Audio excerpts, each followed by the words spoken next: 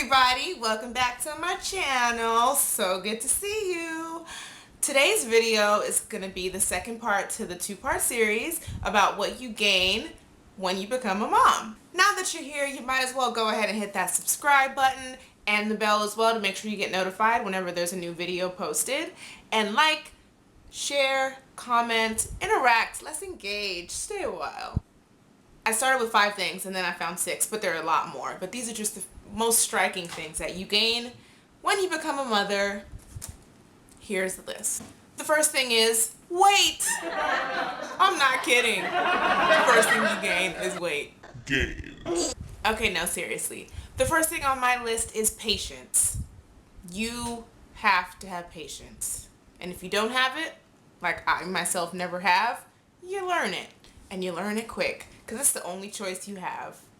Patience comes with motherhood. I personally have always been an impatient person. I still am to this day. Every day I'm learning a little bit more how to get a little bit of patience. And hopefully when I need it most, I will feel so grateful for all the lessons and patience that motherhood has taught me. The next thing that you gain when you become a mom is someone to look after you when you get old. Is that a perk or what? The cold truth is we all get old. And the reality is we may need someone to help us. Now, if you have children, you get to have someone that's going to look after you, most likely. Unless you're raising little assholes, then that's a different conversation and you're just SOL. Next up on my list of things that you gain when you become a mommy is mama bear strength. Besides the fact that for 9 months you grow and nurture a whole entire human inside of you, to then push them out of your vagina in itself says super strength. There's something chemically that happens in your mind that gives you so much strength, whether that is you finding the courage and strength just to protect your child. You will do anything to keep them safe. You would defend them from anything, from any harm. You would cross the earths for your baby. And that kind of strength, it's a different kind of strength. You can go to the gym, you can lift weights, you know, you can get strong. But this is a different kind of strength that you get when you become a mom. And it's just inherent. It comes naturally. It's just, like I said, it's that mama bear strength. Like, don't mess with my cubs. You become fierce. You become resilient. You get so tough. Next up, you gain new friends and new connections. I had no mom friends when I became a mom, but I discovered all kinds of resources to meet new people who are in my situation or just also becoming moms and making the adjustment into motherhood. I would meet moms at the park. I would meet moms at the library. Social media has an abundant amount of mom accounts and just mothers like myself. There are so many places to meet them. And I remember going to the laundromat not too long ago when, actually I was pregnant, so it was kind of a while ago. But I went to the laundromat and I overheard 2 women talking, and one of them was like, "Oh, I had no idea you were a mother. Now I look at you so much more differently." And I just thought, it's interesting. It's cool that you're like now in this kind of club, so to speak, this mom club where you suddenly have, you know, things in common, or you can relate to certain women that you wouldn't typically ever connect with because you have this thing in common. It kind of unites so many women, and it's really cool to be a part of that. Next up on the list is legacy. This is not something I really thought much about, to be completely honest, earlier in life. But now that I do have my baby boy, I think about, you know, the future and now all the things that I get to imprint on his life and how I get to raise him.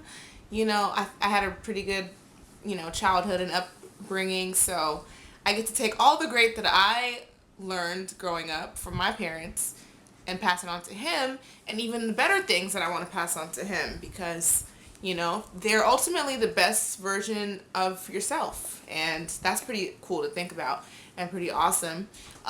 They also show you your worst parts, so that's pretty interesting too. Yeah? Was that an ode to you're gonna be very pronounced with my worst parts?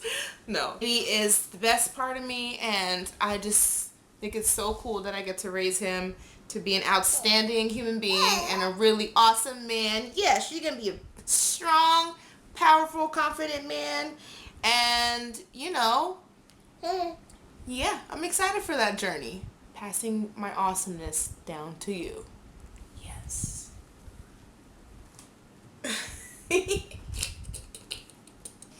Next up is unconditional love. When I wake up in the morning to Sage's smiling face, I cannot find a better feeling, or I've never experienced a better feeling. It's just the most touching, the most sweet feeling in the world. To wake up to your baby just smiling at you and just looking at you like, thank you for, you know, bringing me here, yeah, and taking care of me and loving me, and I feel safe here, and I love you. And you can just see all that. They can't speak, they can't talk, you just feel all that just by the way they look in your eyes, and there's no feeling like it. And just to know that you have all this love to give to someone, and that this person relies on you so much for their love, or for your love, it's amazing. It's such a good feeling. And my heart would explode if I loved my baby anymore. If I loved Sage anymore, I would burst, because that's how much I love him. I mean, I've literally caught his feces with my hand, and I did not complain. If that ain't love, y'all, I don't know what is. What do you say? No. Can't beat this. You really can't. His little hugs and his little kisses. So that's it, guys. That is my list of why you need a little baby.